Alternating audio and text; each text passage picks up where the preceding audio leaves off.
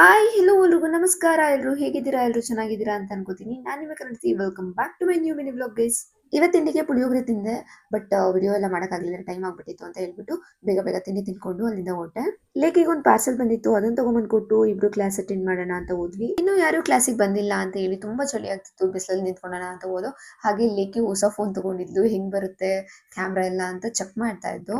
ಅದಾದ್ಮೇಲೆ ನಂದು ಯಾವುದು ಸರ್ಟಿಫಿಕೇಟ್ ಸಬ್ಮಿಟ್ ಮಾಡಿರ್ಲಿಲ್ಲ, ಇವತ್ತು ಮಾಡ್ಬೇಕಂತ ಹೇಳಿದ್ರು. ಹಾಗಾಗಿ ಎಲ್ಲ ಜೆರಾಕ್ಸ್ ತೆಗೆಸ್ಕೊಬಂದು ಕೊಡೋಣ ಅಂತ ಅಂದ್ಬಿಟ್ಟು ಹೋಗಿದ್ದೆ. ಹಾಗೆ ಇವತ್ತು ನನಗೆ ಲ್ಯಾಬ್ ಇತ್ತು. ಲ್ಯಾಬ್ ಮುಗಿಸ್ಕೊಂಡ್ಬಂದು ತುಂಬಾ ಹಸಿವಾಗ್ತಿತ್ತು. ಊಟ ಮುಗಿಸ್ಕೊಂಡು ಲೈಬ್ರರಿಗೆ ಹೋದ್ವಿ.